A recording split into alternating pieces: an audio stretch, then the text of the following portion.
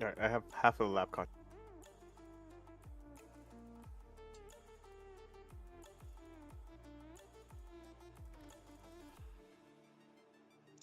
Ladies and gentlemen, welcome to Race 9 of the Daily Drivers Inc. Truck Series. We are here at Richmond Raceway for another race of what's been an incredible inaugural season.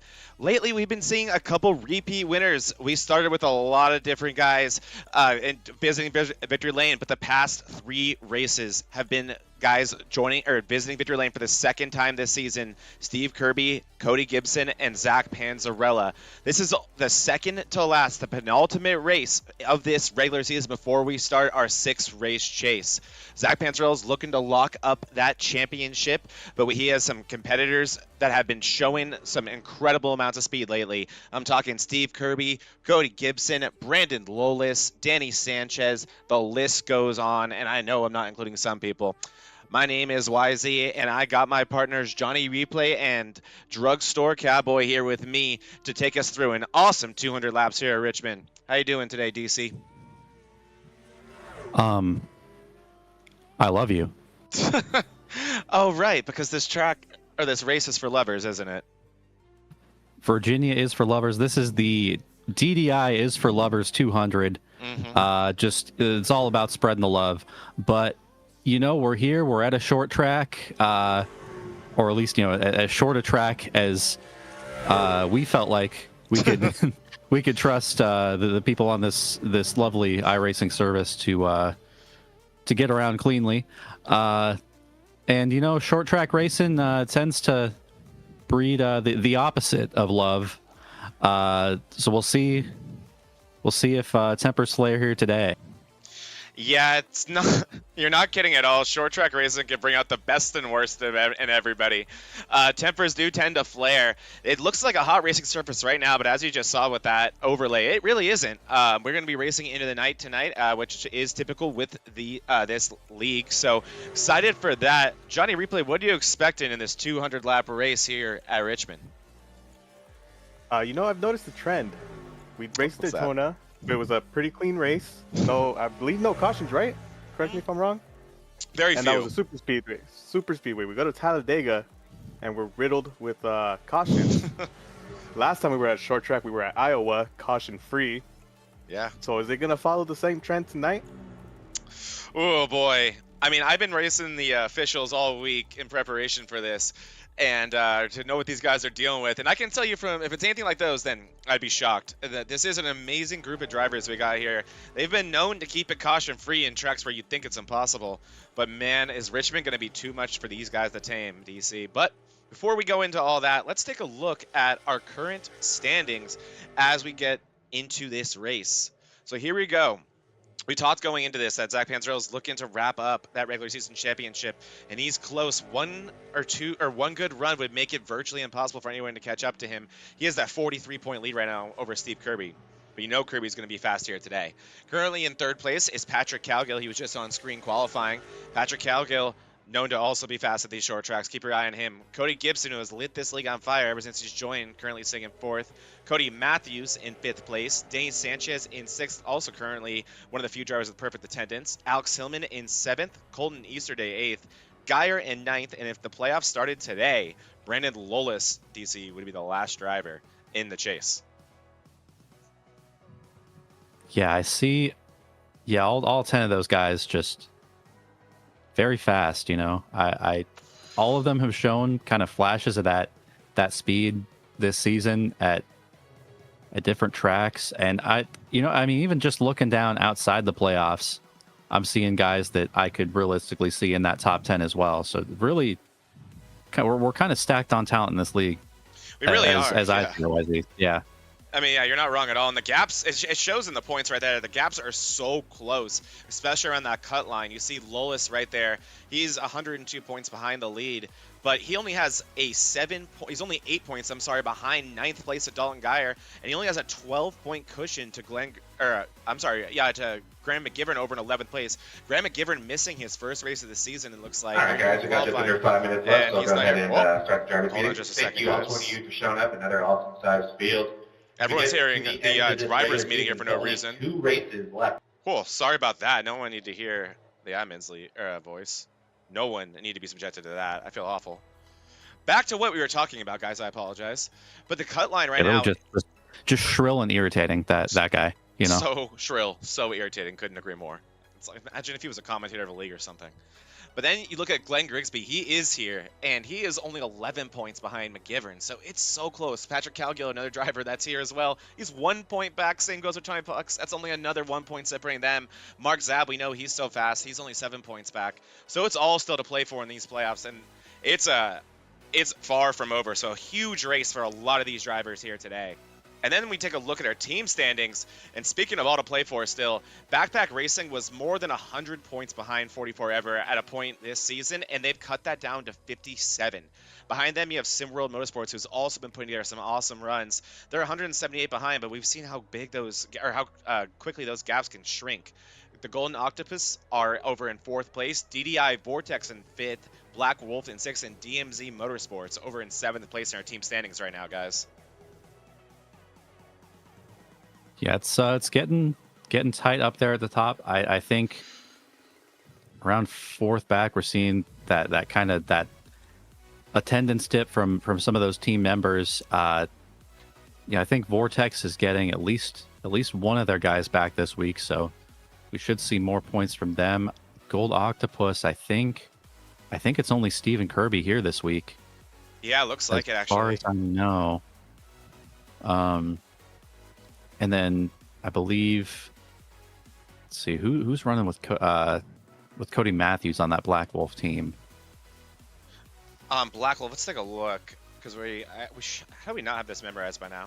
But on Black Wolf, we got, or at least the drivers that are currently on this, he has Grigsby there with him, so that's big. Grigsby has been very consistent all season. Yeah. And that's I think it is just Grigsby, and then they have I think they have a third person listed, but that they have yet to make an appearance yet. So it has essentially just been a 2-man team holding down the fort over there. Yeah, it really has. And speaking of yet to make an appearance, we have some new appearances here today, or at least drivers that we were at Talladega last week, so it's kind of hard to get a feel for new drivers. So I shouldn't say that they're rookies to this league, because this actually is their second appearance. I'm talking about Kyle Wellman, who is showing a ton of speed over in practice, and looks like he's put down a great qualifying lap as well. Tanner Marr, I believe this will be his 3rd appearance, so it's great to see Tanner here again. Yes, this will be. And I believe that's it in terms of new faces here in this league, unless I'm forgetting anybody. I think so. We had Larry Bell, who's not here. Oh yeah. This week. But who was a member of that? I think I'm gonna assume that Five Kings is the team of Marr, and I want to say Wellman and Bell. Don't quote me on that, but I'm pretty sure that's what it's listed as in SDK. And we'll have to update that in our standing logs as well whenever we can. Yeah, I agree. Still a lot to play for in this league, and a lot changing by the day. I mean, a lot of these guys are so fast. Like Kyle Wellman, a great example of that, already putting himself in contention in this league. So it's going to be interesting, especially as the chase nears. I'm sure they're going to cut it after next week at Dover to no new drivers after that, but it's been a fun regular season so far, collecting, I believe, well over 40 drivers overall. And a lot of these guys very easily meet the eligibility requirements. So we have a great chase in store. And with all the drivers, and we're talking about that cut line, the drivers who aren't fortunate enough to make the chase, that best of the rest tournament is going to be a lot of fun to follow as we make it through that 6-race chase. So we're about 30 seconds to the end of qualifying here. So I think it's a great time to do a little certain something, guys. Over to you, Mr. James. And now, race fans, for the most famous words in motorsports, the star of Universal Pictures movie, I now pronounce you Chuck and Larry, Kevin James. I just got 3 things to say. God bless our troops, God bless America, and gentlemen, start your engine!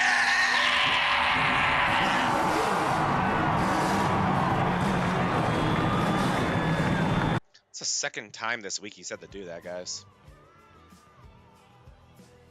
Love that guy. Love him. All right, let's take a look at these qualifying results up here. Taking the pole.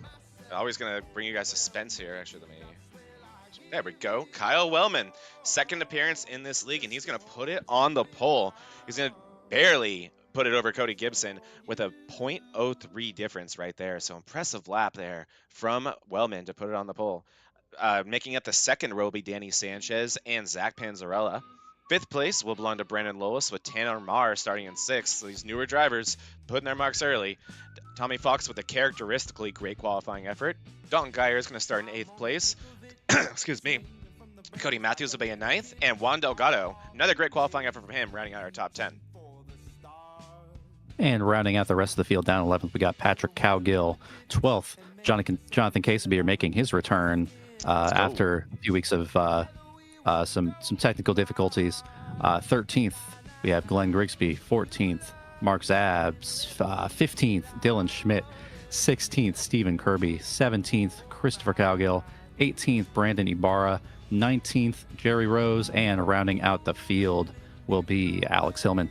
And Hillman looks like making a start in park today, letting the league know that he's still dealing with some equipment issues. We saw those last week, so Hillman showing up to get that attendance and also potentially use this as a drop race by Hillman not starting the race. So it's a field of 19 here today. Jerry Rose going to be making up that last spot there. As you see the sun setting here, the beautiful Richmond Raceway. It looks great here. And this track, guys, it's going to change as the night goes on. It's going to get far cooler, I believe, and that usually means grip, which I think these guys will be very excited to hear. For sure. Yeah, it's only going to get cooler. The grip is only going to get grippier. We love that. So we'll see. These guys are just going to get more and more confident with these sends into the corner as the night goes on.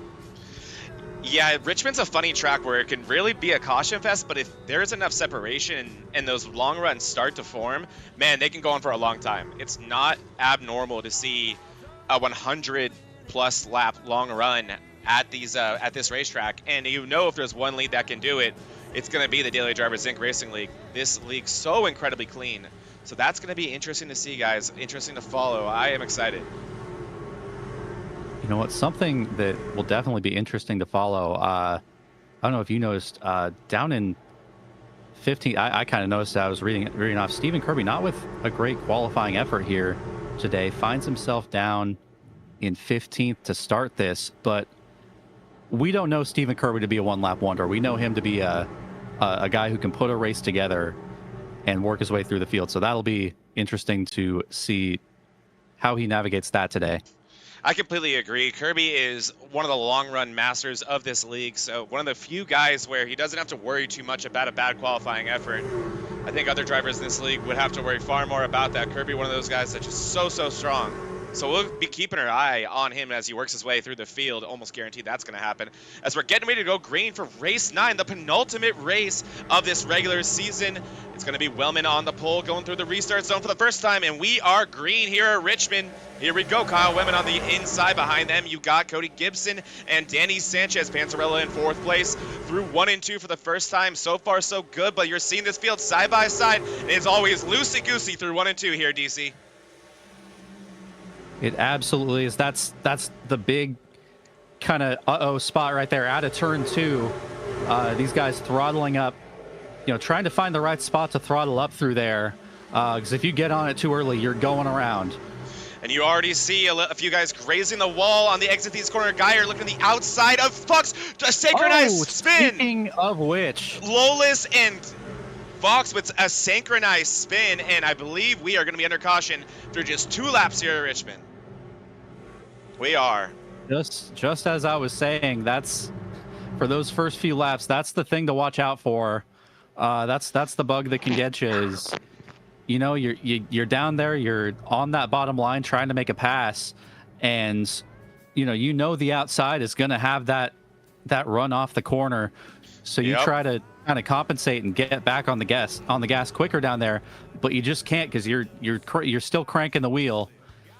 And if you're still cranking the wheel and you stab that throttle too hard, it'll just whip around like that. You're not wrong at all. And let's take a look at that. and see what happened. This is from the perspective of Tommy Fox here on the far chase cam. Here we go. John, a replay on the scene, and around he goes. Oh, and for good measure, Matthews helps him out. In front of him, I believe, was that Lolis who spun with him, or was it Yabar? It was Lolis. Went around with him. Wow. Yeah, a little synchronized ballet down into that Looks inside familiar. wall. Ooh. Big solid front end hits for both of them. That Patrick Cowgill that just barely missed that. I believe it was Cowgill just dodging that. Cowgill also one of the drivers who didn't seem to have the qualifying effort that we're used to from seeing him. But man, that was intense. That was it didn't take long at all, DC, for us to get one of those wrecks. And I think another thing too, that why those wrecks both look so familiar or so like one another was just, I think it's the dirty air. And once that dirty air gets dumped on what's behind you, it is brutal. For sure. Although we normally know that to tighten those cars up, but you know, at the same time, it's just, yeah. What we're talking about there is that lack of downforce when you're following cars close like that. It just kind of, you don't get that downforce on the front end, and it'll either shoot the car up the track or just, yeah, it'll just send you around like that. Yeah, it really will. And we saw it already. Didn't take long at all. We'll see if this runs any different. They are side by side already. I believe the pace car is going to pull off here. I'm not sure if he is or if these guys are just that eager to get racing. It's the latter. It's the latter. They are just that eager to get racing. So Kyle Wellman doing what he has to do to start that race, and that was on the flagman there. So this one will be on Kyle Wellman, so expect even a better restart. And that inside lane, really a big advantage here at Richmond on these initial restarts. Yeah, so now these guys lined up, I think. Yeah, it looks like lights off on the pace car. We will be going green this time. Not much of a feeling out process yet. We only got like 1.5 laps in there. So we'll see if these guys can pull it together here, get us a long run.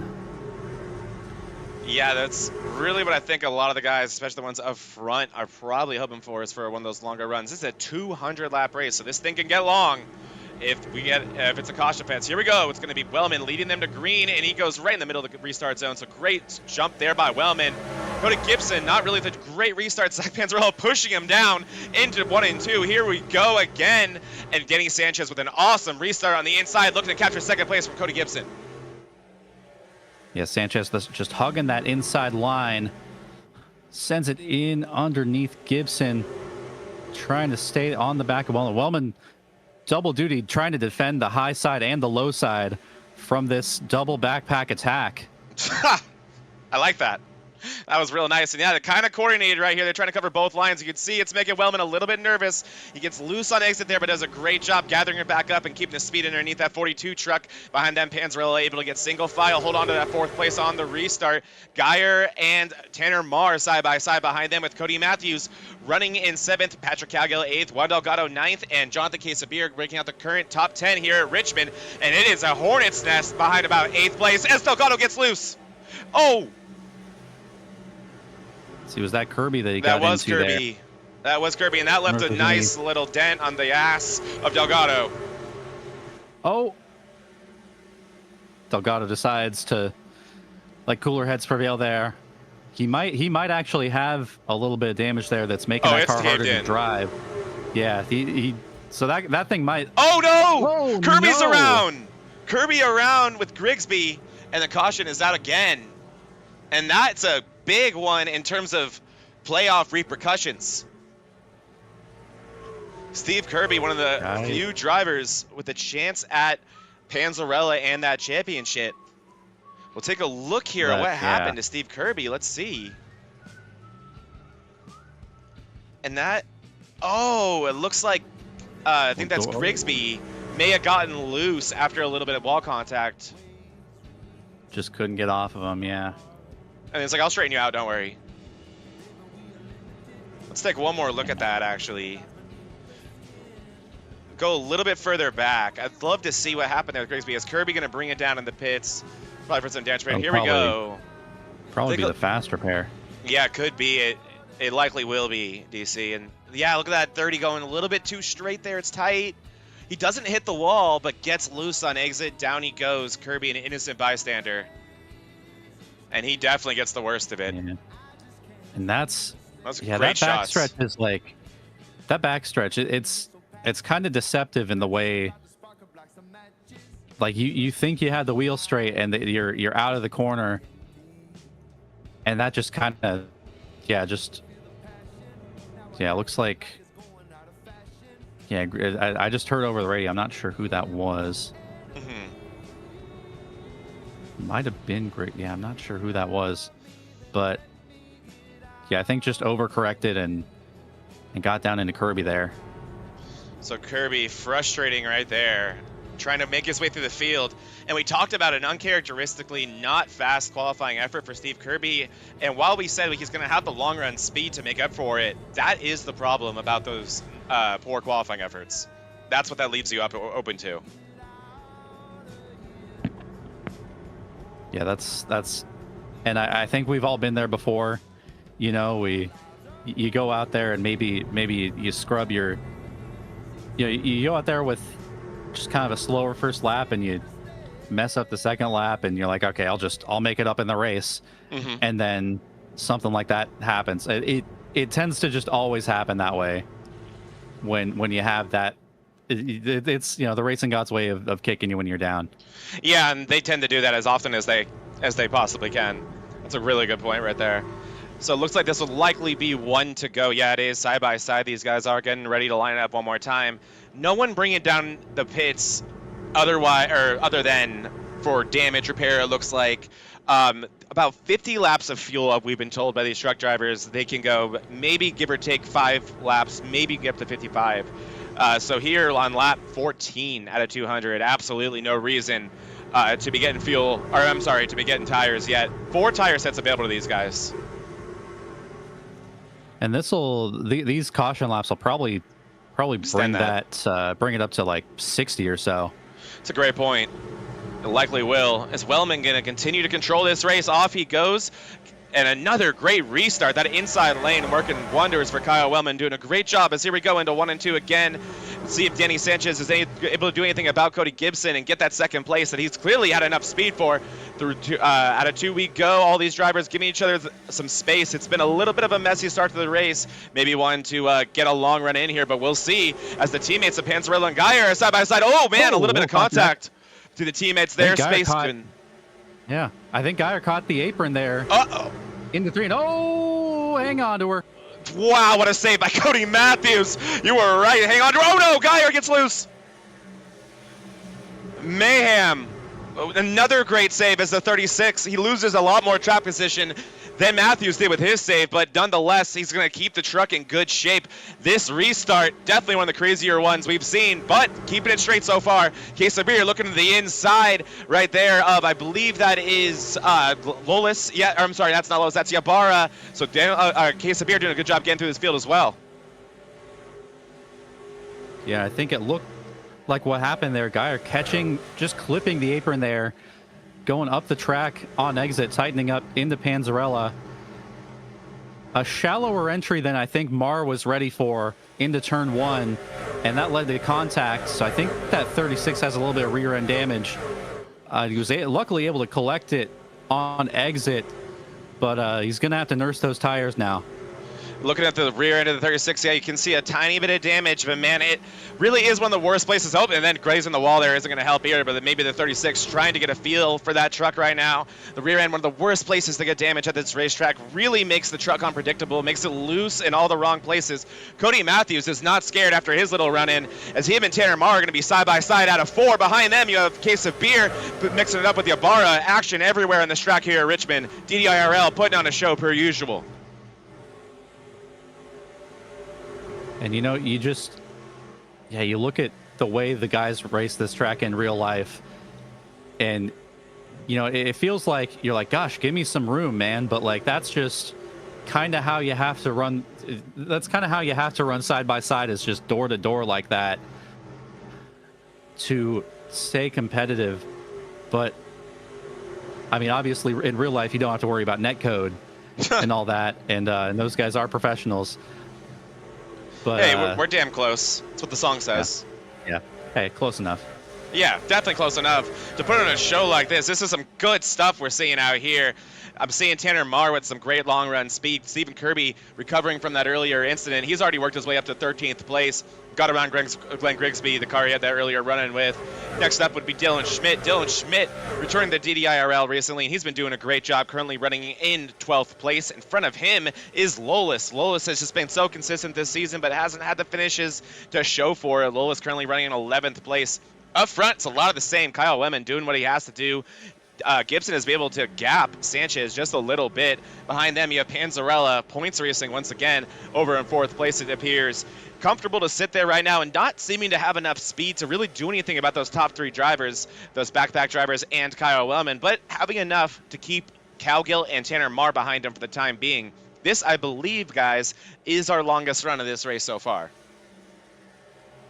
It is. I think we've been going about twice as long as those first 2 runs, at least, probably combined.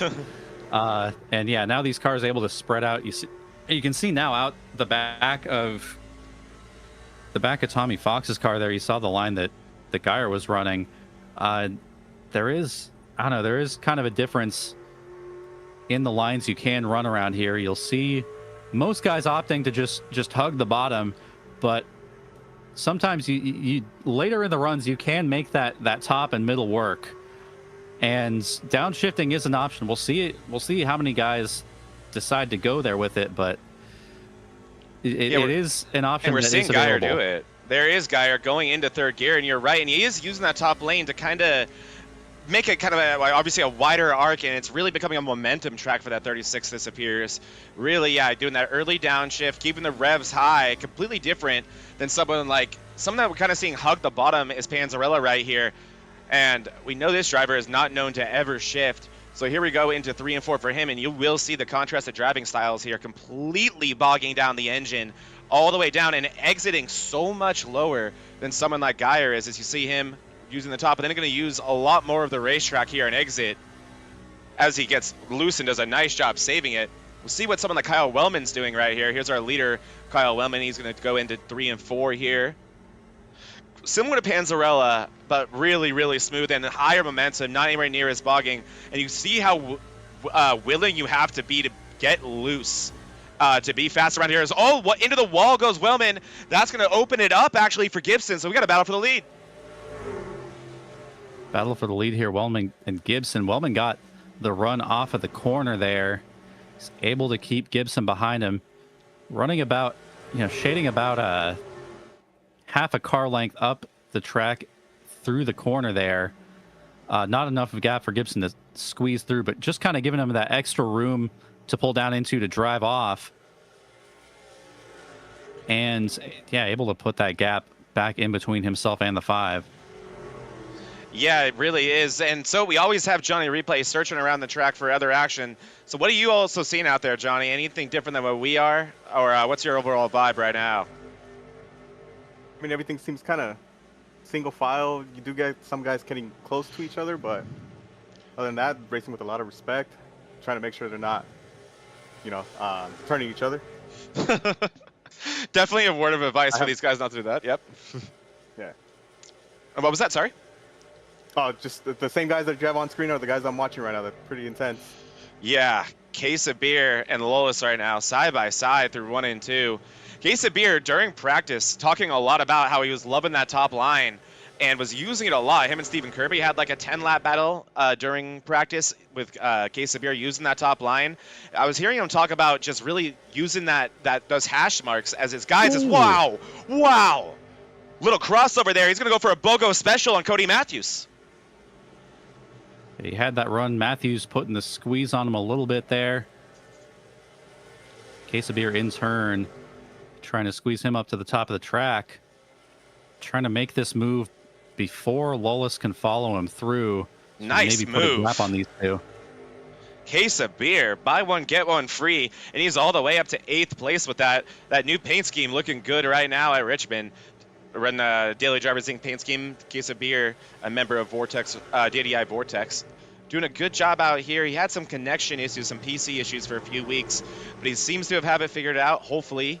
And we will see, but so far so good. And he is has all the speed in the world. It's been so much fun to watch this kid improve. Case of beer, another great run going right now. So, like Johnny Replay insinuated, a lot of respect being given, a lot of single file racing, a lot of these guys settling in. Because like we've talked about, guys, this is a 200-lap race. So this likely will not be your last long run of the race. I mean, gosh, we hope so. So this is a good learning opportunity right now for what to do and what not to do later in this race. Yeah, for sure. As we see Ibarra here looking to make a move on Cowgill. And isn't this just kind of what we've gotten used to, is just watching these Yep. the backpack guys just make their way through the field here. Ibarra putting Cowgill under attack, and then further back, Lawless is back onto Quesabir here. Yeah, these backpack guys do not go away. Battling. Oh, Quesabir's going to graze the wall just a little bit. Neither does Jonathan Quesabir. Man. Nope. Yeah, these guys, gamers to the highest degree. These two. We'll see just how much more competitive this battle gets. We'll keep going back to it. Quesabir up the track a little bit there. And up front, whoa. Woo! Did you see that from Ibarra and Cowgill? That was a big moment.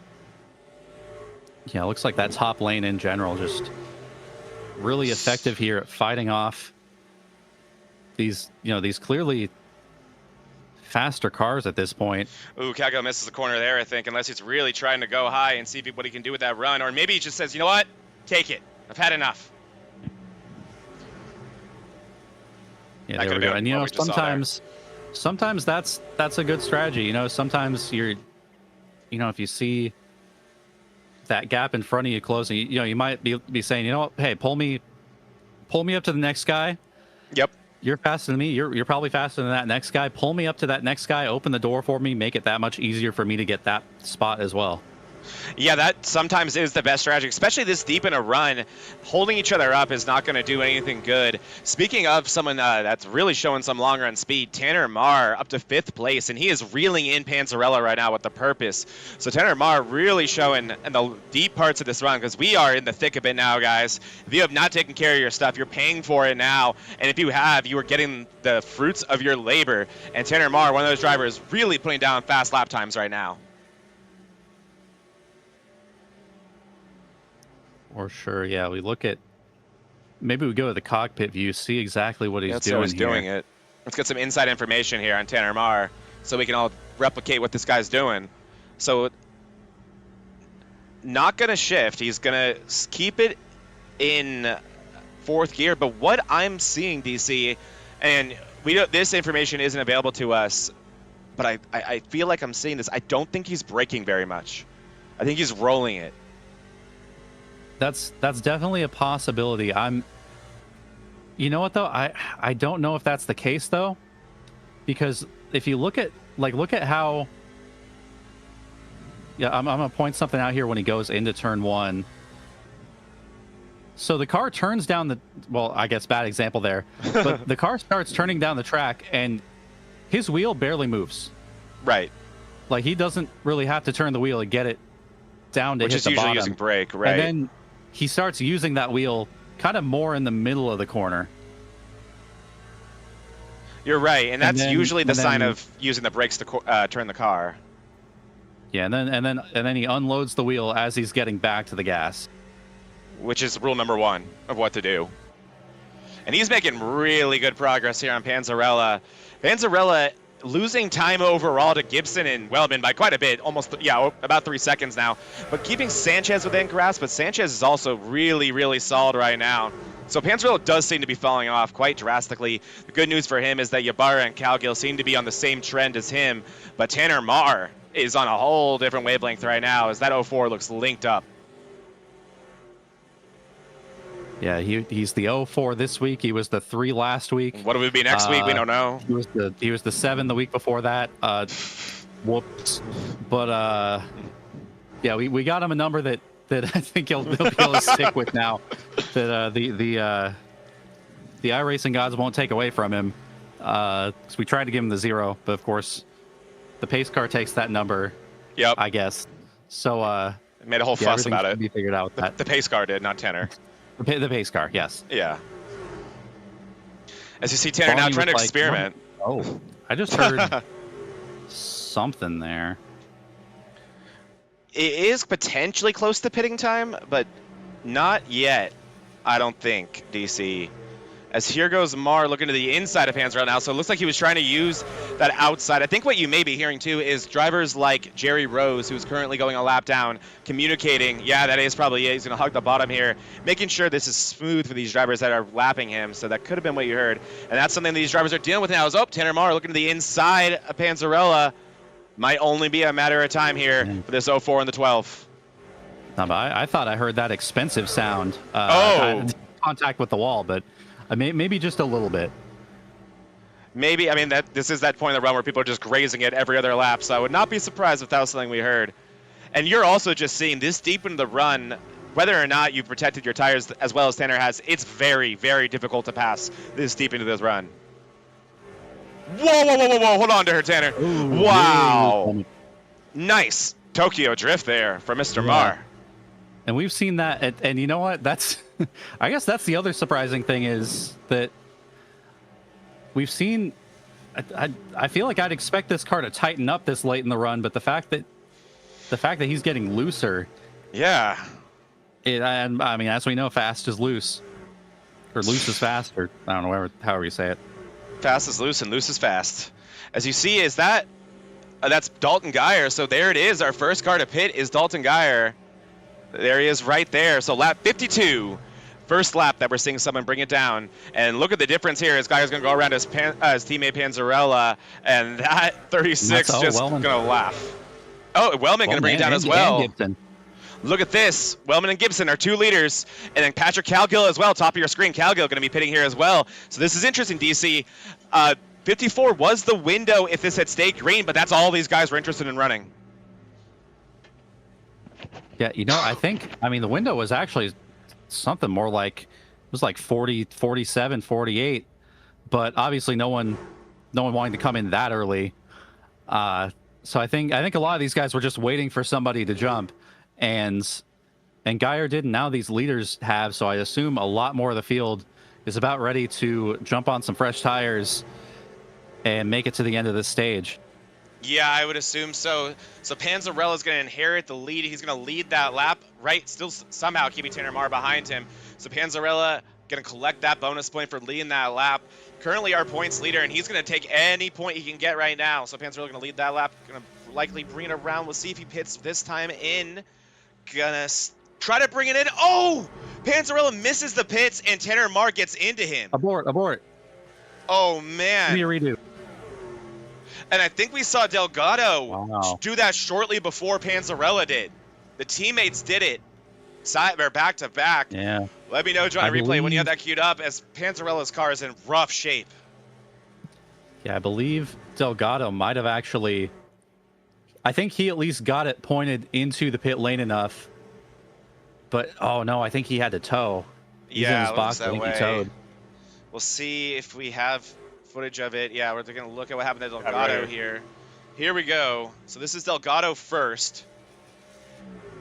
And just a little wide, and this is one of the hardest pit roads to get in, I think, in the entire schedule. So this is very understandable, and just Kyle Larson's it right into the barrels. Oh, and that's terminal damage. That will be a fast repair and a tow. And if you wait long enough, go ahead and go real time. I think here comes Panzarella, a couple 100 yards back, and he is even wider. He's going to try to get down, and Tanner Mar, no time to react. They made contact, so that going to affect Panzarella, and I think he might get in the barrels here as well. He barely misses the barrels. A little bit. Wow. So surprising to see so much damage on that 12 truck with just that issue with Mar, and the caution has come out. I'm sorry, the caution is out as well. And that is bad for a lot of these guys who have pit, and great if your name is Tanner Mar or Stephen Kirby. Well, we'll give Johnny Replay some time to find that caution here. I'd imagine the top 7, I believe, hadn't gone for their pit stop yet. Good on them. They're ready. All right, let's take a look here. Yeah, and we're ready. Here we go. This is the caution. And this is Jerry Rose here coming out at, I believe that's 2. Yeah, it is. And just loose. And I'm assuming that's on fresh tires. And when these things are cold, oh my goodness, they are violently loose. Ooh. So understandable there. And a big hit for the 51. That will likely be the fast repair for Jerry Rose there. And all the cars who have yet to pit, man, that was a gift wrap for them. As here we go, the race off pit road. Tanner Marr is going to barely beat Kirby off on pit road. And so that is going to be great for these guys because not only do they get the freshest tires in the field, DC, they get to keep everyone behind them. Yeah, it's a win-win for these guys, and all these guys out in front that are going to have to take this wave around. Gonna be hoping for a quick caution. Panzarella is the last car in the lead lap. Even at that point, they'd be at a disadvantage. Yep. Because they'd have to burn an extra set of tires just to draw even with those guys. And you wouldn't get your lap back because they had to take the wave around. Yeah. Although, the only bright side is the tires haven't been wearing all that much, at least early in the runs. These guys probably have, are probably only down a couple percent. Mm-hmm. But, so we'll see how much that affects them. I think the first 10 or so laps, it'll probably be about even. It'll be once those tires start to wear in, once the temperatures rise again in those tires, those guys with the fresher tires will start to pull away. So let's talk about who's really got the best benefit of staying out longest there. Chris Cowgill is now in 3rd place. Tommy Fox is in 4th place. Glenn Grigsby is in 5th. Dylan Schmidt is in 6th. Those guys were running outside the top 10, and now they have the freshest tires in the field and great running position. This is going to be a wild restart, DC. There's a lot of fast cars. Excuse me, gosh. I forgot to go down the field. Now you have Cody Gibson sitting all the way in 9th place. You have Yabara all the way in 12th. Patrick Galgill in 11th. Where did our previous leader go? Wellman's all the way back in 8th. And here we go. Pace car's off.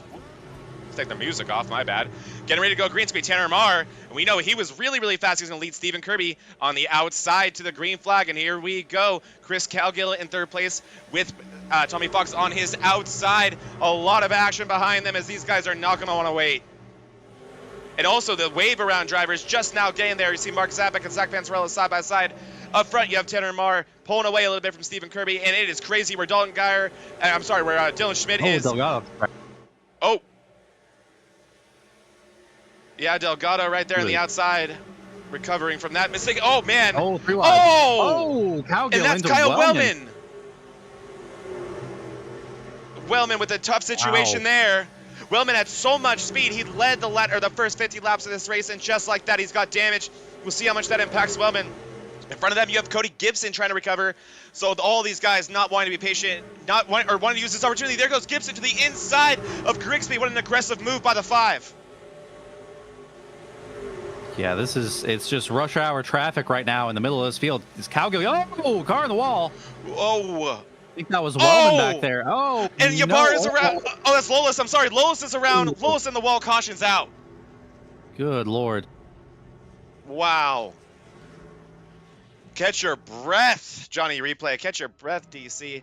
Woo, that was crazy. Let me know when we got that one lined up, and we'll take a look at it. Tanner Marr controlling the lead right now. Stephen Kirby 2nd place. Tommy Fox, what a job on that restart. Tommy Fox currently running in a podium position. 3rd place, DC. How about that? Johnny Replay, you got that queued up? Give me 1 second. Take your time, my friend. This has been all types of craziness here. I'm sure you were checking out some other stuff during that. That was a wild one, DC. Wild indeed. A lot. It kind of happened at a lot of different places too. It started in one place, kind of ended in another.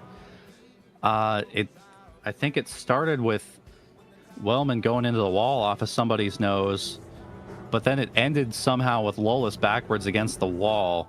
Yeah. We'll see how. I'm interested to see how we got there. Let's take a look here. Keep your eye on the top of the screen. That's Brennan and Lolis. Oh! Wellman got turned into, or maybe turned himself into him. I don't know. And oh, it just never ended, did it, DC? Is Wellman gonna Nope. He's going to be able to go below him. Case of Beer almost getting involved in this one. Yeah. Oh, Jonathan, Case of Beer. No, he got him Oh, a he bit. does. Yeah. And that is actually what turns around Lolis and likely actually brought out the caution. Great shots I think here. he was just looking for somewhere to go, just couldn't predict where that was going to end. And so Case of Beer, just a glancing blow off of Lolis. Yeah, probably be a little bit of damage there. Not sure if that's fast repair worthy, but man, it's hard to get damage fixed here at Richmond. Even these caution laps go by quick. As we haven't brought it up yet, it will be lap 100 will be the stage. It will not bring out a caution, but it will pay out points to the top 10. Alex Hillman, even though it wasn't starting park, that was enough to get us to the 20-point threshold, or 20 driver threshold, I'm sorry. So the top 10 of this race will get stage points as we're going on to lap 69 right now. So that's nice for these drivers, and they're going to have 31 laps to race it out to see who gets these stage points. So a little bit more simple now. You've seen drivers like Panzarella has worked his way up to 13th, Gibson all the way up to 7th. You have Sanchez all right behind him in 8th. So these guys that were dominating the early parts of this race are beginning to work their way through the field. But Tanner Marr and Stephen Kirby, two very fast drivers, still sitting in the catbird seat. And Tommy Fox doing what he had to do in that restart. All right, I have a better angle for you for that last caution. We're going to do a little Let's take a look at it. Action. Go for it. What happened? Hit it. Hit it real time because we're about to go green. Let's see. Oh! Interesting. Did you guys see Calgill get loose up there? That was interesting. Yeah. So Calgill likely giving some dirty air, and that could have been what played into that. As here we go, Tanner Marr going to lead them to green again. They're getting ready for a late restart from Marr. It's going to stack up the field a little bit, especially on that inside. Tommy Fox not with the restart he needed. Here we go through 1 and 2. Tanner Marr with Stephen Kirby, single file behind him. And all types of craziness behind these guys. We are 3 wide between Panzarella, Calgill, and Case of Beer. A few cars grazing the wall. You see Ybarra with all types of action in front of him. Calgill trying to hold that outside lane. Check this out, TC. All types of 3 wide going on throughout the field here. This guy's just looking for clean air.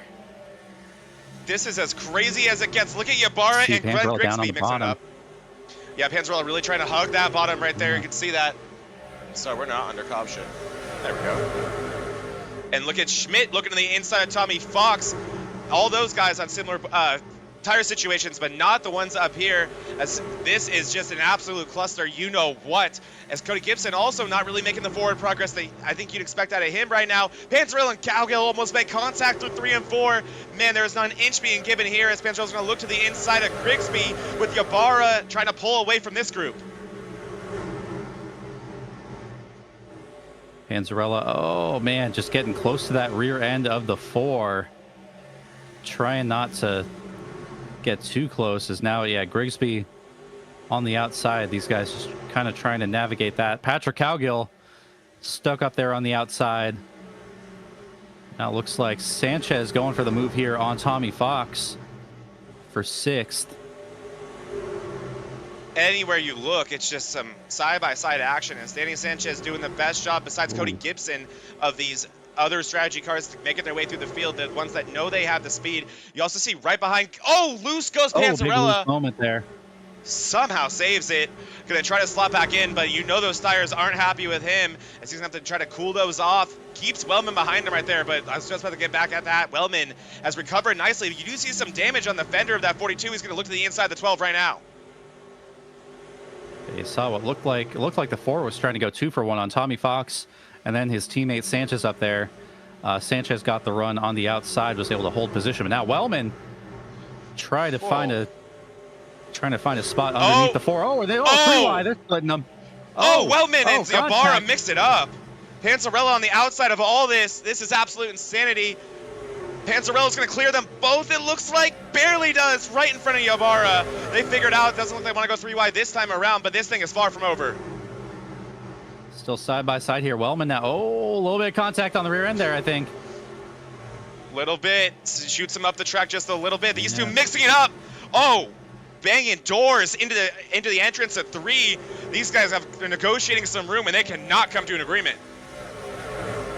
Pushing him down the front stretch. Look at this, DC. Good Lord. Oh, me, oh my. 22 to go in the stage. Tanner Marr doing a great job holding off Stephen Kirby. These guys probably have no idea what's going on behind them. As Cody Gibson continues to do a wonderful job getting through the field. He passes Daniel Schmidt there. Schmidt currently running in 5th place. He's one of those cars who got the benefit of that caution timing, but he's doing a good job holding his track position. So Schmidt's still in 5th, and Cody Gibson doing what he has to do. The best driver on that strategy right now is Cody Gibson, as Sanchez and Panzarella would be the next 2. Now Ibarra going back at Wellman here. That's not over. Boxing gloves Trying back to on. get that run. Oh man, what a loose entry by Wellman. That was sexy, but man, that did not look easy. Behind them, we got side by side with Tommy Fox and Patrick Cowgill, and oh, here goes Wellman looking at the inside of Panzarella out of nowhere. Where do you look? Yeah, and I think he just wants a car in between himself and that 4 right now. That 4 is putting the pressure on. Oh, into the wall goes Ybarra. That is likely the situation. Does not want to have to deal with that 4. He has a head full of steam. Not the exit that Wellman wanted. Behind them, it's all kinds of craziness as well with these 2. I don't know where to look. Up the track goes Fox. Here's Tommy Fox. Here comes Glenn Grigsby into the picture, making his way. Case of beer too. Yeah. Whoa, Quesabir cuts his nose off like I wasn't even there, but he's going to get a nice little angle into 1 and 2 to maybe get to the inside of Cowgill here. Yeah, this and look is, at this. That's, oh, sorry, go ahead. Ibarra to the inside. Yeah, that back there, I think, is the last points paying position right there, or last stage point position there. Some Tommy important Fox positions. trying to defend that last stage point. And we saw how. Oh! Ybarra into the wall! We just looked at that, the last possible moment, and there's pretty significant damage on the left side of the right side of that car. I'm seeing on the front fender there, Ybarra going to give up quite a few spaces. There goes Cowgill. Ybarra's going to fall outside of stage paying positions with that misfortune right there. Oh man, it just goes to show how intense it is. And here goes Panzarella to the outside of Sanchez. I was about to say they had reeled in Sanchez somehow during all that battling, and now Panzarella looking to make a pass on Sanchez, who had Panzarella figured out on that first run. So this is an interesting one right here, and he does. He completes the pass. Panzarella up to 6th place. I'm sorry. And that outside line really coming in. Wellman's going to try to follow him through here on the outside to take, I believe, 7th place. Yep. This is incredible racing here at Richmond. Incredible. We look further back. It's a hornet's nest back there. Oh, yeah, it really is where the case of beer is. And oh, my goodness. I think that's Ybarra still trying to see if that truck is underneath him. And there's Lola Stu recovering from that earlier incident. Oh boy, just incredible drivers, race-winning drivers. Anywhere you look in this field from 1st to 19th, this is unreal. So Lola's through into, I believe that is 13th place there. And Panzarella Still gets a ways Schmidt. to go. As Schmidt continuing to fall off a little bit on this longer run. Still doing a good job here. And that's kind of no man's land there. He's got 2 lanes to block. Actually, Sanchez backs out of it there. So I think Schmidt gonna let cooler heads prevail here, and just a little bit of contact. Maybe just thought he'd be clear there. Yeah, Wellman coming up pretty aggressively. Go. Schmidt just trying to get some laps in, close to the stage end here. Got loose. But yeah, let's see. Last car for those stage points right now. It's going to be Patrick Cowgill trying to put a gap here between himself and Quesabir in 11th. And Zach Panzarella has worked up from 17th place back up to 5th. He was the the least beneficiary of that caution timing, and also with that big mistake we saw him make on pit entry. The Panzarella has driven from 17th all the way up to 5th. And in terms of other cars that dealt with that strategy, it was Cody Gibson. So now he only has 1 car between him and that same strategy as him. We'll have to see once the stage ends if that changes anything, DC, if that changes anyone's strategy here. I mean, like we said, about 50, 55 laps capable in these tanks of fuel. So, I mean, hypothetically, once you finish that lap 100, I think a lot of these drivers would like to keep it simple and bring it down. But we'll have to see if anyone wants to do anything creative. But one thing's for sure, it's a 9-lap shootout now for the rest of this field. I don't think anyone's going to be pitting before lap 100. No, definitely not. At least not in the top 10. You know, if you're in the top 10, you're holding on to those stage points. But we'll see. The only thing I could see is maybe if you're further back than that and you know you're not going to be getting stage points, maybe you try for that undercut. You know, while these guys, this top 10 has no choice but to, you know, keep going and hold on to those stage points, you might be able to kind of benefit from that undercut, you know, while you're guaranteed to have that gap. But yeah, otherwise, yeah, we'll see. Another driver we have definitely not talked about enough is Cody Matthews. Cody Matthews is one of those beneficiaries of that stage cautions, but he has done just as good of a job as Mar and Kirby of holding that track position and getting everything that he deserved out of that. I mean, Cody Matthews was running the best out of that group besides Mar and Kirby before that caution came out, so he has the speed. Mar and Kirby happening upon some lap traffic there. I think that's Jerry Rose. Yeah, it looks to be. And they navigated him fine. We'll see. That's going to be the battle for the stage win. We'll see if Kirby can get to him. 5 to go, and Kirby has been closing it, DC. It was about a half a second not too long ago, now down to only about 2 to 3 tenths. So we'll see if Kirby can do anything about this. 5 laps to go, and yeah, that stage win would be massive for Steve Kirby as he is so close to that regular season championship right now. And it looks like Schmidt actually fell back to 10th. He's that big battle here for that last stage position. Yeah, wow. Yeah, Lola's in the mix. Beer's back in it. Tommy Fox is there.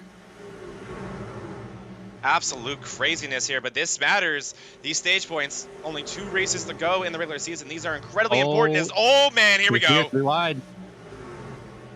Oh no, Fox! Schmidt into Fox. Beautiful save by Fox. But that's unfortunate. That's going to push him down to 14th, 15th. Wow. Yeah, not what Fox wanted. Here. And here we go side by side with Sanchez and Wellman. This is an important spot here. Sanchez, he is getting pretty comfortably in the chase here, but you know he wants more points to really lock that up.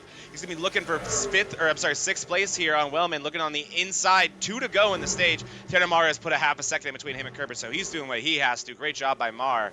But man, oh man, these things are getting intense here. As actually, look at this too, Panzarella and Gibson. Oh, I'm sorry, I thought that was Cody Matthews. That is not. But Gibson going to try to get Cody Matthews for that last stage point here. This would be big for Cody Gibson as well. Cody Gibson and Matthews working here for 3rd place. Matthews looking to the inside. There's Lolis, case of beer. Oh, and here goes Gibson. Well, and that Gibson the inside. And this is for those points. I think Matthews got him just barely. Oh, this will be the end of this lap, actually, DC. I'm sorry, the end of lap 100 is when these will pay out. Whoop. So here we go. Gibson, no stranger to photo finishes. He's been involved in 2 the past 2 weeks here in this league. And here we go to see who gets the 3rd place stage points. You see Delgado bringing down the pits there. Side by side. Wow, that was close, but I think it was Cody. It was Cody Matthews going to hold on to 3rd place. Yeah. Samar, Kirby, Matthews, Gibson, Panzarella, Sanchez, Wellman, Cowgill, Patrick Cowgill, Quesabir, and Brandon Lolis, that top 10. And in that mess, it looks like Geyer came in to get those fresh tires. I think he came in actually before the stage break, lap 99. I think maybe just knew he wasn't going to get to that top 10. Decided Geyer to sealing his bring fate in there, huh? And I think he's on 2 tires too. Wow, interesting from Geyer, but you knew someone was going to do it. It seems that the wear has been far, far greater on that right side, so maybe that's all you need. We'll have to see how much that benefits that 36 as this run goes on. If it stays green, cars bring down Cody Gibson, going to bring it down in the pits here. So Cody Gibson first to bring it down behind him. Looks like we got Kyle Wellman and Jonathan Quesabir as well pitting. Yes, we do. Yeah, so I we'll think see we if that brings figured in we'd Mar and see. Kirby. We figured we'd see an avalanche of drivers just bringing it in after that stage break. Here comes trying Panzarella. to break up those runs evenly as we get into the second half of this race. Panzarella not hitting the barrels that time. Yeah, Panzarella doing a good job of getting actually on pit lane. Looks like him and Delgado learn their lesson here as they have some side-by-side action between Fox and Grigsby. And this is, again, when you don't, if you're a Gibson or Panzarella, you don't want to see that caution here. You're risking it a little bit by going a lap down, but trying to get the benefit of that later. So hoping it stays green here, as we're probably likely to see more cars bring it down. Tanner Marr going to leave it out there. It looks like Lolis is pitting this time around. So yes, we have Lolis coming down, and in front of him, that's Danny Sanchez. So more and more cars coming into the pits here. Side-by-side still between Fox and Grigsby. Not what the rest of this field wants to see, as it's now lap 106. So we are past the halfway point of this thing. It becomes pretty simple now here, DC. One more stop as long as we stay green. Yeah, a little love triangle between these three cars, and the DDI is for Lovers 200. I think Zabik not loving this. Saying, guys, figure it out so I can go. I know. Yeah, Zabik not loving it one bit, I don't think. Yeah. As more and more cars are going to bring it down. And Jerry Rose. Jerry Rose in the mix now, too. Oh, boys, they're going to have to navigate their way around Rose, as is Zab. Zab going to go to the fresh inside. Tires. And here comes Geyer as well. Oh, into Zab. A little contact there. Oh, my goodness. And caution. Jerry Rose. Wellman gets a little bit of contact from him. Yeah. All right, so we are under caution for, I believe, the 4th time here today, and that gives us the perfect opportunity to take a quick break. We will be right back, guys, and we'll be back with you before we go green.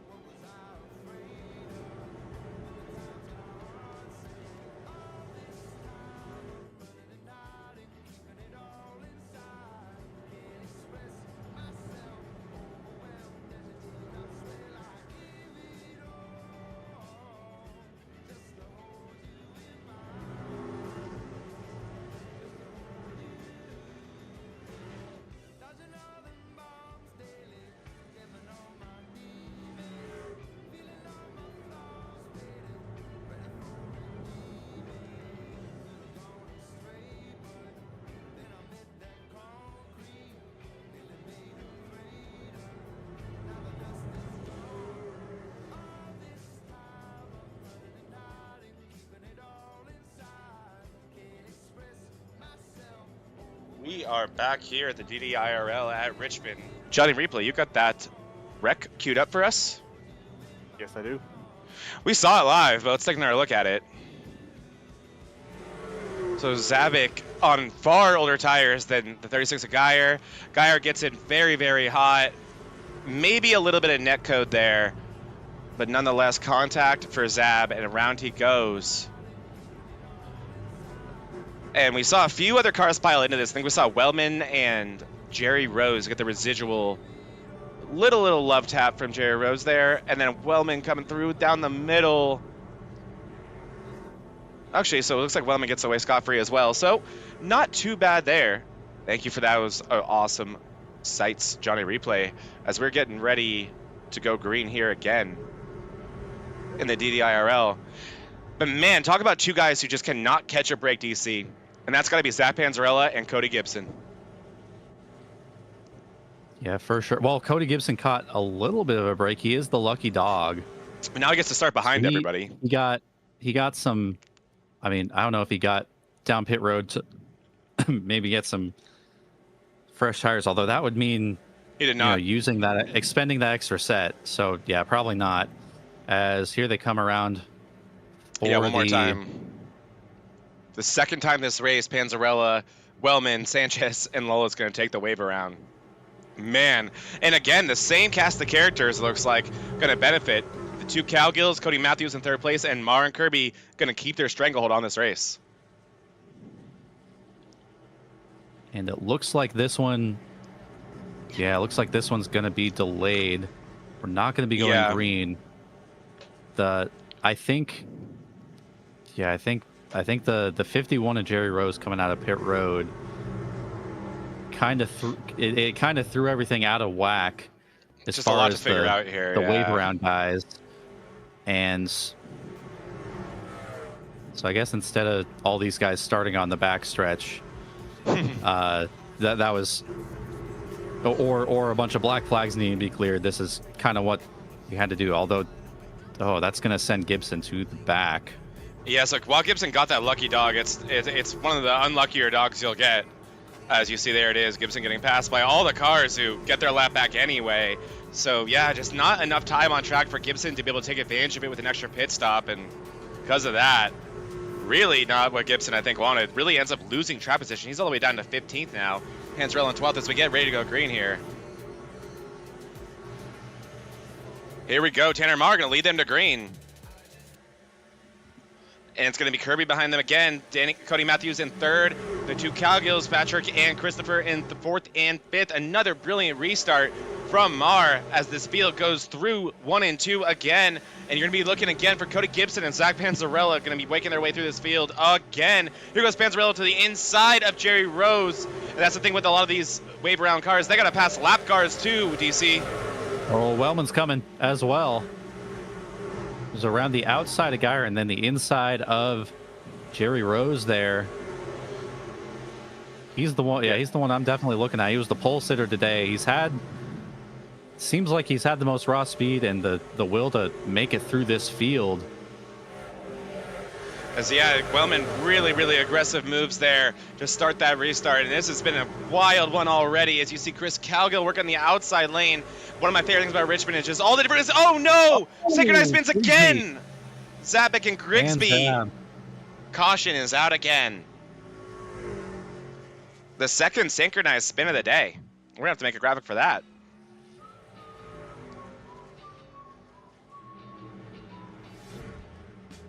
And Kirby was not. We saw what happened there. I want to see actually. So I heard Kirby on the radio there. Unhappy with something that happened with Marr. I'd actually like to check in on that. Let's check this whole run again. Which I mean, it was only a few laps. Have fun, Johnny Replay. All right, let's take a look. Let's see with Marr and Kirby and see exactly what. So here's the initial wreck here, I believe. Yeah, right. Yep. Zabek coming out of. Oh wow! In front of them, Grigsby gets loose, and looks like that was going to happen to Zab anyway. Yeah. But both cars with significant damage. Yeah. And then get us, Kirby but and Marr. I want to see. Yeah, I want to see the leaders. Yeah, check out the leaders shortly after that, Johnny, and let us know if you see anything. Here we go. Oof. And then go out. Let's see. Here's Kirby and Marr. So far, so good. Yeah, I guess go a little bit further back and tell us if you find anything. I want to see that whole run. Wow. We'll check it out. As I think obviously everyone's going to stay out here, so a relatively simple caution. Let's take a look. Oh! Okay. Let's see. Oh, he's leaning on him there. That's a squeeze. That's a no-no spot. Just gets loose. Oh, he's still in it. Wow. Wow. Yeah, I can understand Kirby not being happy about that.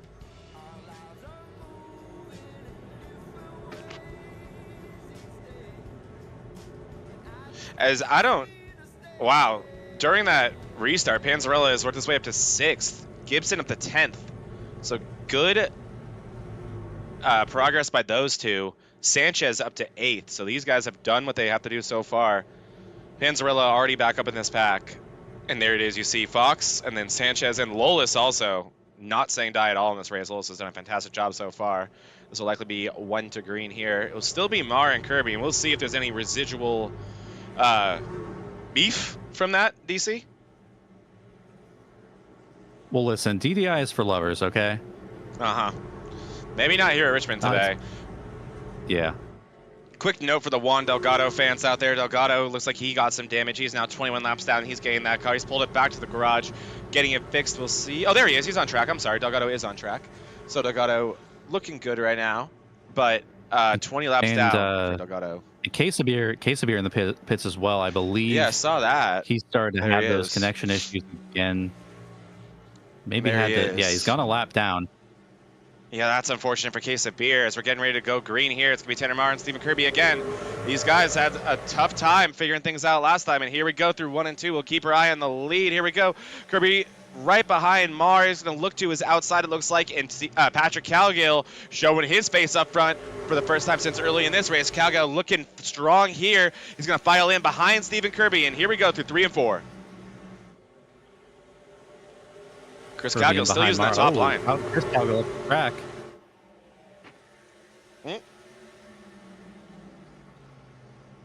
Kirby going to take a look there. 2-car breakaway. Calgill trying to stay with him. Those two are just in a league of their own right now.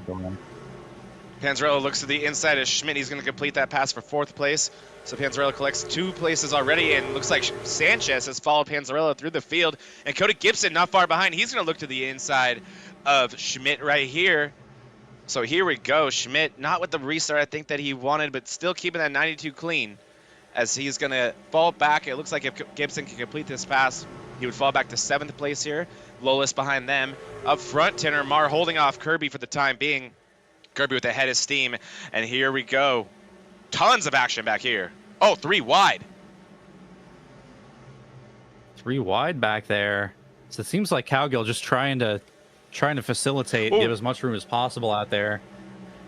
Get these guys by him so he can kind of get to work here. Daniel Schmidt with a pretty sizable hit into the wall there. He's going to keep it going straight, though. Starting to get more single file here. 75 laps to go in this long Richmond race, but those things can tick off quick if these boys can keep it green. We'll see what happens there. They're going to need one more tank of fuel to make it to the end of this race, so we'll have to see when they elect to do that. As you see right now towards the back of this field, it is all still to play for as Ybarra is going to look to the inside of Zabik. Ybarra to the inside, and at the same time, Grigsby to the inside of Wellman. Not sure if Wellman has damage here. Yeah, Wellman not showing anywhere near the speed. It looks like he does. Well, he's just boxed in, honestly. And it's him and Ybarra again. We remember this from earlier. Let's see how this goes. Wellman to the outside. Yeah, of course it's him and Ybarra. These two, once something happens with the driver, you always seem to find them for the rest of the races. Oh, man, Wellman really just seems to have a handful of a truck to deal with right here as Grigsby's going to try to look to his inside again. Those two similar-looking trucks. Yeah, same. In front of them, you got Lolis. A little bit. Yeah, Lolis to the There's inside Lolis and of Gibson. It looks like Gibson with a little bit of damage on that truck. He may have some, and here goes Sanchez and Panzarella. Panzarella able to get around Sanchez in that last run, but now Sanchez showing tons of strength here on this run. Looking to the inside of Panzarella, trying to make that work. Panzarella trying to use the outside as a defensive lane right there and just roll his line and just squeeze that number 62 truck the best he can. Tanner Marr doing a great job up front, holding off Stephen Kirby. Patrick Calgill really, really solid in third, not letting those guys out of his sight. And the other thing that we kind of lost track of because there was that other caution in between is these guys are on different tire lives right now pretty much Everybody is, yeah. So I think the guys out front probably have the freshest, but there's some guys who took that wave around and didn't come in and get fresh tires when we got that next caution, so they're still on these older tires. Yeah, a lot of different tire strategies. I'm looking down my data right now, and I'm seeing almost nobody running the same tire strategy, or no one with the same amount of life on their tires. So really just mixes it up even more. And that's really what you want, honestly, at these tracks that could be hard to pass on, especially in these longer runs. You want different stuff like that. You see Cody Matthews on screen right now. He's currently running in 8th place. He's done a great job today, been so consistent. Matthews has been one of those quiet drivers in the standings, DC. He's currently sitting 5th in the standings, comfortably in the chase. And man, he's going to be a force to be reckoned with, I think, once we get to the chase. Cody Matthews has all but punched his ticket there and doing what he has to. Ooh, loose moment for Geyer there behind him. Yeah, he showed that plate track dominance in the first ever race of this league, winning the VRN 200. I don't want to say fell off the map. He was still putting up good runs, just running into bad luck over the next kind of portion of the season. But he's definitely rebounded to put up some good finishes here towards the end, rack up some more playoff points. And what we're seeing here, Panzarella and Sanchez, and Panzarella very much, I think, holding up Sanchez right here. Sanchez does seem to be the faster truck, but just cannot seem to figure out a way around that 12 race truck. He's trying to make himself as wide as he can, to make that truck as wide as he can. And what you're seeing that 12 do, it looks like, is he's going to run the bottom until Sanchez gets a run on him, and then when he does, he just, squeezes him on the top. Oh, Cody Gibson on the top of your screen. Yeah, loose moment there for Gibson. And that's going to allow Cody Matthews to get by him. Don Geyer's going to try to take advantage of it as well. We'll see if Gibson's able to get those tires cooled down in time for him to not lose too much speed there. But Gibson with a vulnerable moment there, so I guess he is human after all, DC. But yeah, as we're seeing what Panzarella, and I think the reason why I know Panzarella is holding up Sanchez here is look what this has done for Lolis, as Lolis has now been able to reel in this group and make it kind of a battle for three trucks. And Calgill is all but checked out on these guys. Put 1.4 seconds on them. Yeah, Calgill running his own race right now, but yeah, these guys. Now it's Zach Panzarella with the double backpack attack that he's got to defend here. As yeah, we see Panzarella under battle, or just completely under pressure from these two drivers, trying to hold him off the best they can. He knows him and Sanchez are on very, very similar strategies, so you got to try to keep those guys on your same strategy behind you, not knowing what guys like Mar, Kirby, and Calgill have in store. And now we're, like we were in an earlier run today, we're in the nitty-gritty of it all, aren't we? We're about 30-plus laps on these tires for these boys, so these guys really feeling the effects. And it's about that time where those big gaps start to form and you really start to see who took care of their stuff. And what might be sticking out to me soon is, do you know if that 36, I saw that he pit on lap 117, which is later than everybody else, but I'm assuming that's to fix the damage with Zabek. Did Geyer take 4 tires? Do we know that? As a Still matter in of those fact, no, as a matter of fact, he did take tires under that last caution to put himself even with those guys that were on the fresher tires after that ill-timed caution where they had to take the wave around. So okay, so he is about even with those guys up front as far as the tire life goes. And look behind him at Tommy Fox, who's quietly made his way up in the top 10, and yeah, is Tommy now going Fox, to put those guys under attack.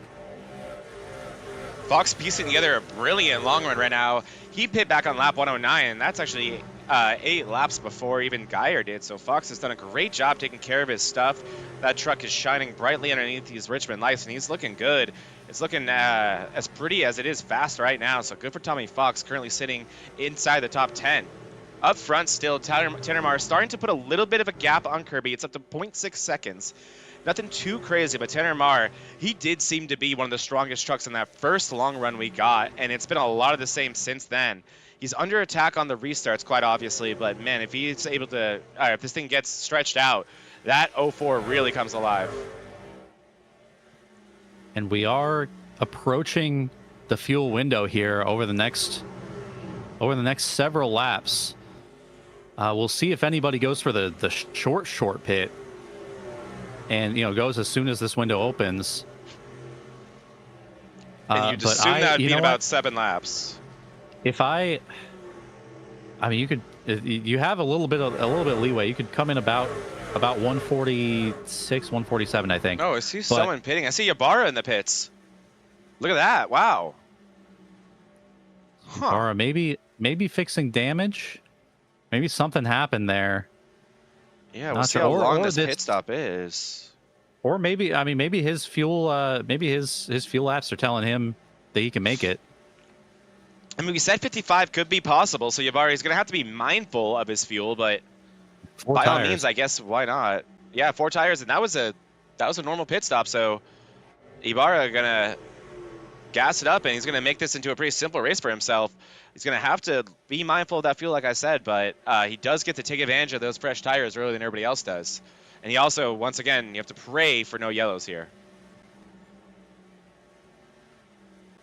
Yeah, emphasis on pray, because it's I mean, the last couple times, it might be kind of a fool me once, shame on you, fool me twice. You know, shame on me. Fooled again. Fool me 3 times, shame on me again. How'd I fall for it a 3rd time? But yeah, so I think if you're going for the undercut a 3rd time, we'll see how that works for you. But I mean, both these times we've had the chance for a green flag pit cycle. We haven't made it all the way through. So I mean, my pattern recognition would say to maybe run a bit longer. But we'll see. I completely agree. Like, you've seen too much at this point. If you can run it long, and if you're still comfortable with how the truck feels, I think by all means you should. All the guys who have been willing to do that have been the ones who have gotten free track position, a brand new set of tires, all race, and has really been able to keep this race simple for them. Oh, and there goes While 36. you've seen guys like, oh, there we go. Wow. Geyer going to bring it down here. So Geyer we've seen be the most experimental when it comes to tire sets. We've seen him take 2 at one point. We'll see what he decides to do here. If you're going to undercut like this, one of the earlier cars to bring it down, this might be an opportunity to take 2 tires. We'll see what that 36 elects to do here in his stall clean. Right sides are up, but that's the side you change if that's all you were doing. So that doesn't tell us anything quite yet, but you already see that exhaust lighting up, and yeah, he's off and away. It's going to be 2 tires for the 36 of Dalton Geyer. And I don't expect him to be the only one taking 2 tires. Let's see what Kirby does here. I don't either. Kirby's going to take he's 4. Gonna take 4 though. And I saw him revving it up, so yeah, you see him doing it again. I thought he was going to take 2 there, but Kirby going to take 4, but definitely on the earlier side, so that kind of puts the ball in Tanner Marr's court in terms of how long he wants to run this. Same goes for Cowgill and Panzarella. Panzarella's been able to gap Sanchez a little bit since he saw that close battle, but Lolis has been stuck there with Sanchez, and he's looking to make the inside move there as Panzarella's going to bring him down to the pit. So Panzarella has done enough. 12 truck, the current points leader for the regular season championship, doing what he has to do so far here today, and he's going to put some fresh tires on this one. We'll see if it's 2 or 4 for him as more cars come down. Tanner Marr going to bring it back around here. Tanner Marr, this is his next opportunity. He's looking pretty slow there. Yep, Tanner Marr going to come down, and he's going to put on 4 freshies, and that's going to hand the lead over to Patrick Cowgill to lead his first lap of the race, so Cowgill going to get the bonus points for that. Patrick Cowgill leads that lap. Here is Panzarella. He is on one of the first pit box number 4 there, and it's 4 tires for Panzarella. So we'll now look over at Tanner Marr, the previous race leader. We'll see how many Tanner Marr elects to take here, DC. Yeah, let's see. I'm curious. And look by there, we got Sanchez and Lolis pitting as well. It's going to be 4 for Marr. 4 for Marr. Now we'll take a look at Sanchez. It's going to be 4 for Sanchez as well. And we'll take a look at Lolis, and it's going to be 4 for Lolis too. And look at this race off pit road. Okay. Between that backpack team, and Lolis is going to get his teammate another spot for Brandon Lolis. And now we get to see how this all cycles through as Patrick Cowgill is still leading on the track, and so is his teammate of Cody Matthews.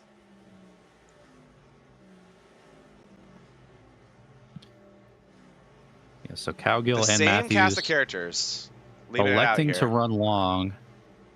And I mean, these are the guys that pit the latest, so they have kind of the most fuel left in the tank.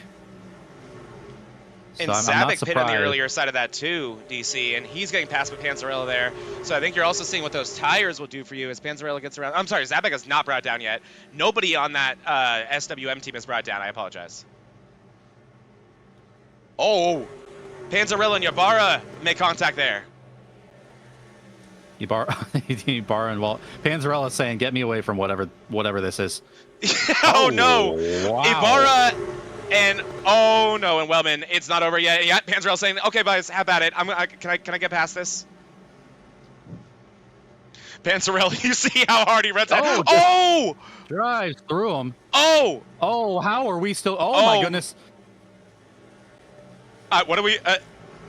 And we're gonna stay green. Wellman and Ybarra get into it horribly there. Very different tires. Wow. That was an intense one. Good Lord. I have that one queued up. You guys want to watch it again? Oh, yeah. Of course we do. Show us that drama. As here it is. Yeah, that's... Yeah, I think that's going to be that's probably going to be a probation there. That you can't be doing that. As the tires were very different, but I think you knew that.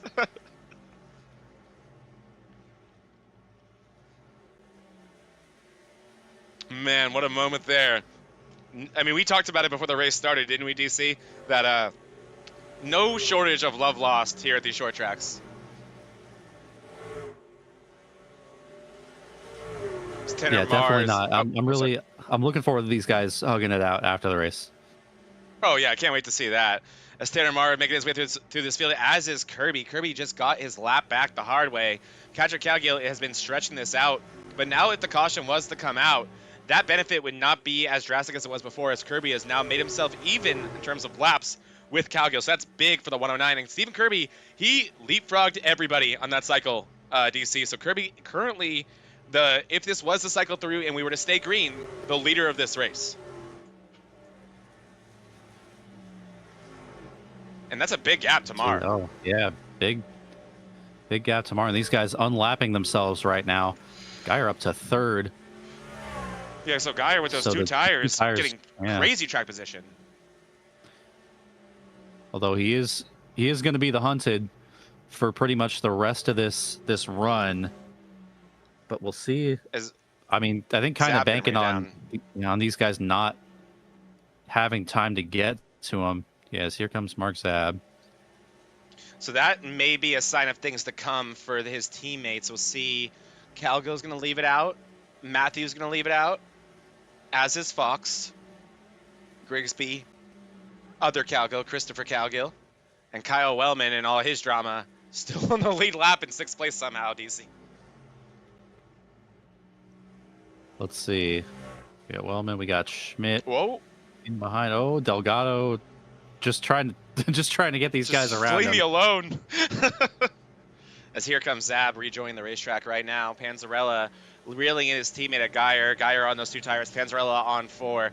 You see just how slow those old tires are for Cody Matthews. Panzarella just recently passed him and already has put quite a gap on him. And there goes Cody Gibson. He's running just behind Panzarella, and he's going to put himself on the same lap as Cody Matthews. So all these guys have to do is catch Patrick Calgill, and they'll all be on the lead lap the hard way. There is Calgill, and you can tell he has a handful of a racetrack that he's dealing with there, DC. Absolutely a handful. Using that high line, trying to see if he can find something up there. You know, late in the run that does work. Or maybe just seeing all these fresh tires in his mirror and wanting to leave that bottom lane open for those guys. As now he has to abandon that bottom lane to maybe this could be always bring it down the road. Yep, right behind Jerry Rose. Jerry Rose going to bring it down. Great entry for both drivers there. And that's going to be all she wrote for that strategy. That's going to hand the lead to Cody Matthews. He's going to lead a lap. Cody Matthews collecting more points, putting himself more comfortably in the chase. That's great for Matthews. So that is going to be a lap led for him. Grigsby has also still left it out, as has Calgill and Fox and Wellman. Looks like Wellman actually just... Oh, Fox is bringing it down right now. There's Fox. So these guys, I'm thinking, getting to the end of what their fuel has available, as well as there goes Sanchez around Cody Matthews. And what that also does with Calgill pitting there, DC, is quite a few cars back on the lead lap now. Yeah, that's going to put about the top 12, I believe, back on the lead lap here.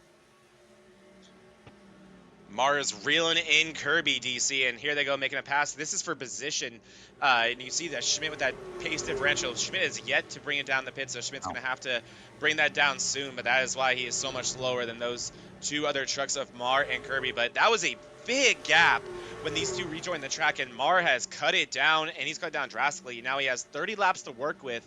If this all cycles through, it's going to be a showdown between these 2 drivers to see who's going to collect the trophy here in Richmond. And the DDI is for Lovers 200.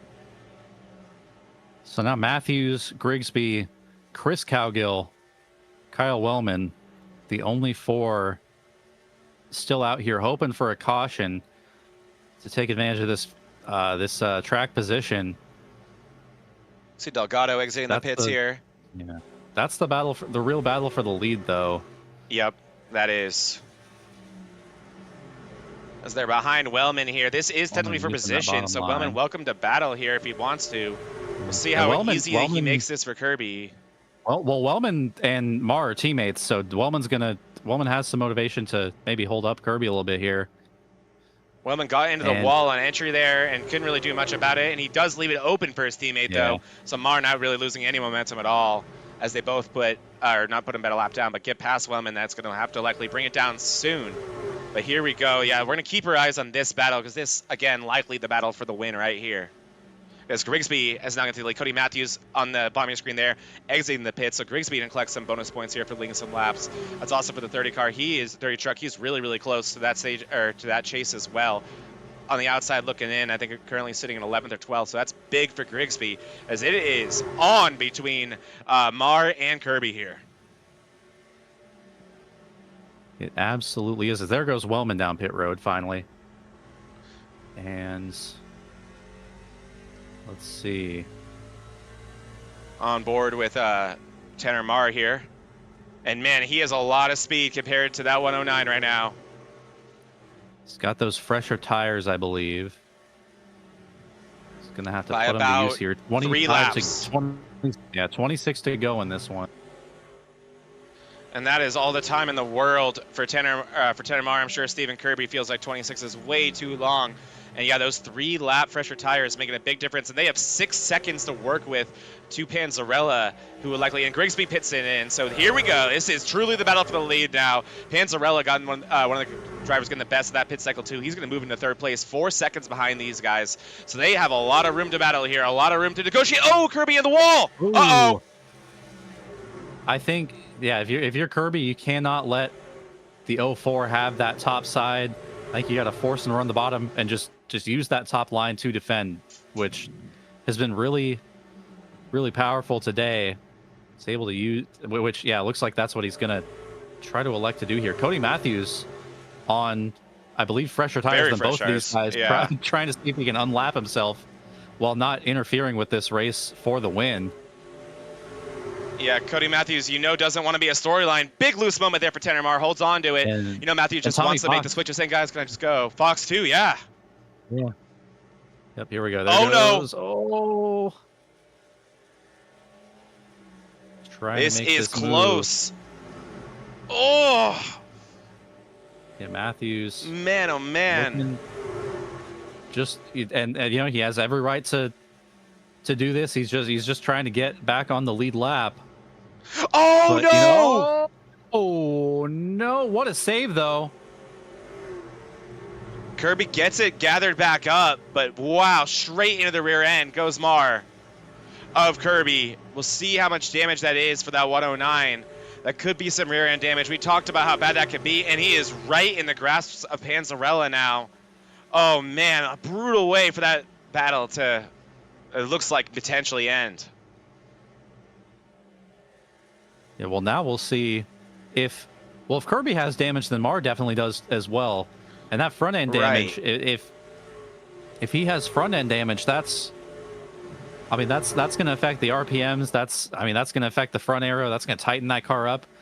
And there's still 20 laps for Panzarella or possibly Gibson, who's now back on, who's back into this thing.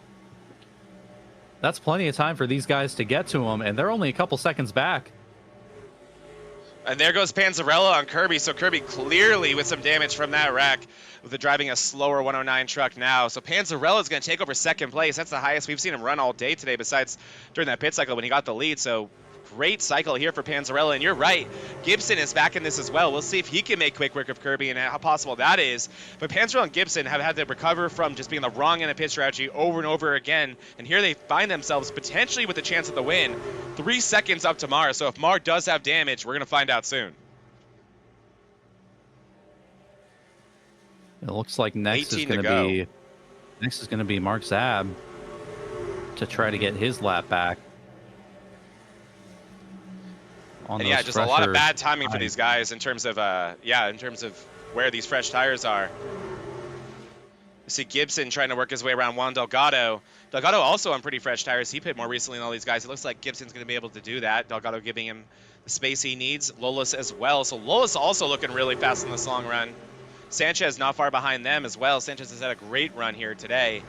Panzarella keeping it consistent with Mar. Nothing meaningful here, but you see Zabik and Calgill breathing down his neck, and they are in faster trucks right now by virtue of different tire strategies. So this will be an interesting little negotiation here to see how that works out. Stephen Kirby trying to hold on to third place here, but Cody Gibson closing that gap here. He has 16 laps. He has to limp that 109 home as you see him hit the wall again there. Yeah, and Zabik and Chris Calgill, obviously, obviously part of that same stable, obviously teammates, but that is, I mean, that would be a battle for position as well, which Grigsby is also going to come up on. And now, oh yeah, just in defense mode here is Stephen Kirby as he tries to hold off Gibson and Lawless. Yeah, we'll see here if Gibson's able to complete the pass on the inside. Kirby going to try to hold strong on the outside, but just that 109 not wanting to cooperate with him, not turning the way he needs it to. Lawless going to try to follow the 5 of Gibson through it and also collect that position. Stephen Kirby, yeah, he's going to fall all the way down to 5th place right here. A brilliant day for that 109, falling apart late here, just that contact with Mar. And look at this up front. Yeah, Zabik trying to make... This is not what you want to be doing with as a leader. Trying to make this work on the bottom. He's probably going to get loose. Yeah, Mar... I might just let these guys go if I'm Mar. I would too. They're going to be faster. They're going to be faster once you let them by. Like, they're going to be... behind that, once you let them by, it's going to be gone. Yeah. And Panzarella let the same thing happen with Grigsby there. Grigsby just got by the 12 there. Panzarella directed him by on the inside and said, take it. I don't want to deal with that right now. He's focused on his own laps. He's only taken off about 4 tenths from Mar's lead, so nothing substantial for Panzarella yet. Certainly not what he's going to have to do with only 11 to go to take home this win, but is what he needs to do to take home that regular season championship. So Panzarella still doing good on the points here. But Cody Gibson also looks like in line for another strong finish as him and Wellman dealing with some little bit of negotiating there as Wellman recovering from running long there. He is a lap down trying to get that back. So we look. Panzarella takes a second off the lead there. So Zab and Calgill both made it by. And now Grigsby is up into this, trying to get his lap back. That'll be 14 cars on the lead lap. That will be, which is, these guys doing a great job here, especially on these long runs. Yeah, Mar, I guess he heard me because just deciding not to deal with those guys. I mean, and, once again, those guys are going to be faster. They're going to be gone in like 2 laps. They're not going to hold you up. Yeah, you're hoping they're not dumping any dirty air on you. Now you can get back to just running your laps, taking your laps away with 8 to go here. As now Wellman has closed the gap on Panzarella with his fresher set of tires. We'll see how quick Panzarella, he's going to let Wellman take the inside there. Whoa! Scary moment there for the 42. Yeah. He's going to get around the 12. Yeah, that did cost Mara a second. It's down to 1.7 now. It was actually 2.7 before that. But it does seem like once Mara gets in that clean air, he's able to hold Panzarella off and run about the same lap times as that 12 truck is. And Wellman, Wellman and Ibarra. I don't think we mentioned it, but we heard them kind of chirping at each other on the radio after that contact. So we'll see in the coming weeks how that develops. But yeah, I mean, we're at that point of the year, right, when the rivalries start to form. Yeah. Well, Wellman, I'm sure, adding to the frustration that started on pole, and then just the kind of day that he's had, the kind of day that I guess this race has put him through. Right. Yeah, I would definitely be frustrated as well. But yeah, here comes Wellman up on his teammate. Yeah, Mar just wants to be away from these lap cars. He can't seem to find a way. Down to 1.4 seconds for Panzarella, but only 5 laps for him to do anything about it.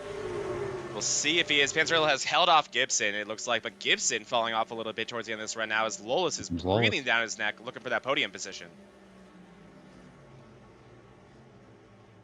3 cars in, actually, no, all 4 of that backpack stable up in the top 10. Ibarra down in, or actually no, Tommy Fox actually just took 10th place from Ibarra. What a run by Fox. What a run. Let's get up into the top 10. As, yeah, Geyer just running that top here line. goes Ibarra to the inside of Gibson. And Ibarra is going to collect a podium position. Is Gibson going to go for the crossover here? Oh, Can he do anything about it? Cowgill behind them, too. Yeah, Cowgill, he's on those fresh tires, so he can, or he's on fresher tires than both these guys, I think. Way fresher, 17 laps fresher, DC. So yeah, definitely something Cowgill can do about this. We'll have to see. He's going to have a way fresher car as we have 2 laps to go here. Tanner Marr, a second ahead of Panzarella. It's close. Maybe with a handful more laps, Panzarella could have done something about it, but Tanner Marr also could potentially just be managing this as he's going to take the white flag this time around. And we'll keep our eyes on Cowgill and Gibson as well. I think Panzarella just ran out of time here. As, yeah, we have a great battle here for third. Coming to the checkered. Onto the backstretch. Lolis going high. These guys just staying in line. It's going to be a new winner this week, though, DC. It'll be Tanner Marr. As Tanner Marr third race. Brings it home, gets the win, and Cowgill loose. Oh, no. I mean, went across the start-finish line. Clint blurs it a little bit, but nonetheless gets a good finish. He does not get Gibson. Cowgill going to finish in 5th place. Gibson in 4th. What a race as Tanner Marr, like you said, DC, in his 3rd race here in DDIRL, going to collect the dub.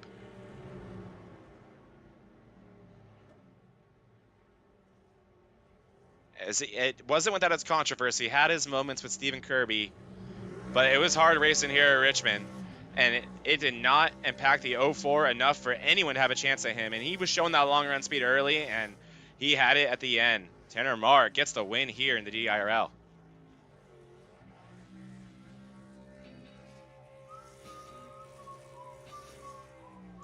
Let's take a look at our finishing results here.